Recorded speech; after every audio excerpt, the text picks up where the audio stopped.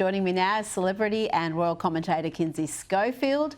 Kinsey, let's start with the No Kings protests held across the US over the weekend. A number of celebrities were spotted at these protests. We had Mark Ruffalo, Glenn Close, Susan Sarandon, Jimmy Kimmel, Sarah Silverman. It's the usual suspects, I've got to say. No surprises there.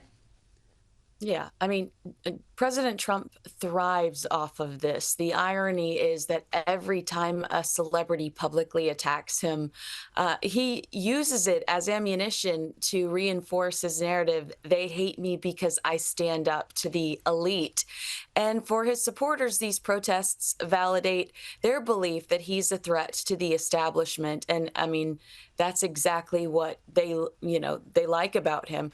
Plus, the message isn't reaching new ears. Celebrities preaching to their fan base aren't changing minds. They're reinforcing what their audience already believes. Most Trump supporters aren't watching Jimmy Kimmel, and he knows it. So the impact is minimal. If anything, it further entrenches both sides.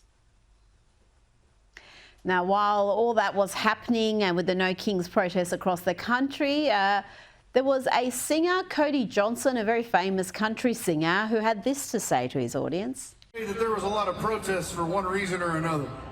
All across the country, people were protesting something. But you know what I have? I have a microphone and 25,000 Americans. So tonight, we are going to protest the protest. They're going to protest the protest. The crowd seemed to like that, Kinsey. I mean, finally, someone with a mic and a message that actually makes sense to us. Cody Johnson saying he was protesting the protest is it's the kind of common sense rebellion this country music fan can get behind, and it's refreshing to hear someone stand up for unity over outrage and do it with so much humor. Now, let's check in with everyone's favourite couple, the Ginger and the Whinger. They've now lost more staff members, 6 more staff members. I wonder, has this got anything to do with that weird pregnant twerking video that we saw of Meghan or Harry's ill-advised interview with the BBC? What's behind these latest staff departures? Surprisingly, the people behind the twerking video are still employed. I am curious to know if the person that helped arrange the BBC interview is still employed, because like you said, that was a wild misfire. But it's bad when working for the it's very bad when you're working for the world's most famous royal escape artists, and it's the one job everyone wants to escape. I think the constant turnover in Harry and Meghan's camp isn't just a PR issue, it's a leadership issue. People don't walk away from jobs they love. They walk away from dysfunction. Like you said, 6 more employees, that's a significant number. That's not a coincidence. We're looking at a pattern. That's culture, and culture comes from the top. You can't build an empire, Meghan, when you're burning through your architects. No amount of branded coffee or curated Instagram posts can mask the instability behind the scenes. Now to my favourite royal, Kinsey, by far my favourite royal. I'd make him king tomorrow if I could. 7-year-old Prince Louie left royal fans in stitches on the weekend by putting on a bit of a display on the Buckingham Palace balcony during the Trooping of the Colours ceremony, prompting his older brother, Prince George, to try and calm him down. Kinsey, he seems to have worked out there that every time he waved, the crowd cheered much louder than they were, so he kept waving until the future king stepped in. It was so fun. I'm right underneath them. That's what I was doing this weekend in London, and it blew out my eardrums. Everyone yelling for little Louie, and absolutely, you could tell he just lit up when the crowd went wild and was going for more. But on a serious note, the king has cancer. Every day for him is a courageous fight. The Wales children really breathe something hopeful and exciting into the future of the monarchy, and Prince Louie is precious and carefree and always gives us something to look forward to. I'm with you. I absolutely love him. Now let's turn to the US, and one of Diddy's most vocal supporters, Kanye West, showed up at the disgraced music mogul's trial in Manhattan wearing all white, but Kinsey only hung around for about half an hour. What a bizarre PR stunt. You know, I truly think that he was disappointed when they wouldn't let him in the courtroom. As you can imagine, to get seats inside this courtroom is a nightmare.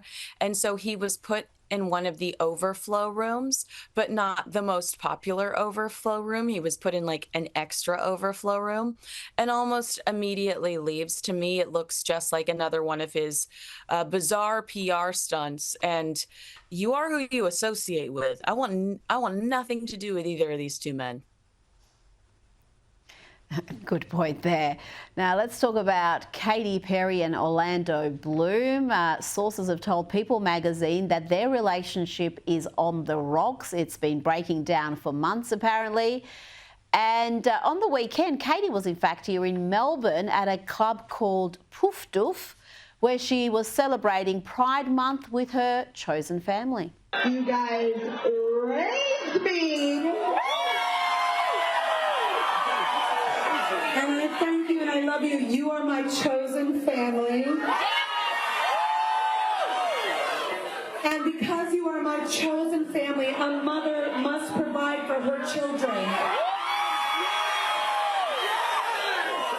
So as a provider, I would like to open the bar for 1 hour.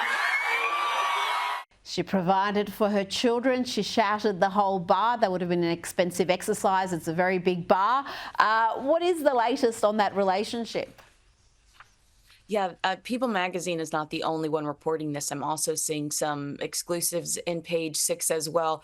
They say that, Katy Perry's professional failures have really created some discomfort for her and some soul searching, and that there's a disintegration happening between these two because she has just had a really hard time processing the album bombing, the criticism that's come her way about working with Dr. Luke, and the criticism that we've seen throughout this tour, kind of just like, yeah, well, I'll just say the dance moves. But yeah, they say that all of those issues have really resulted in some trouble at home. Well, she has been mocked mercilessly in the last 12 months. Most of it is self-inflicted, you've got to say. I mean, the choreography for her latest tour is just awful. There's the whole astronaut thing where she was just made the most absurd hyperbolic statements. She opened herself up to mockery. I mean, what else could you do but mock that? So I don't know why she'd be blaming Orlando for those sort of failures, but yeah, here we are. I've only got 10 seconds. Isla Fisher, Sacha Baron Cohen, they've finalised their divorce. Is it amicable? It does seem amicable, and I'm surprised that he's kept out of trouble, by the way. Watch this space, because he was in a lot of trouble this time last year. Oh, Kinsey Schofield, thank you for your time.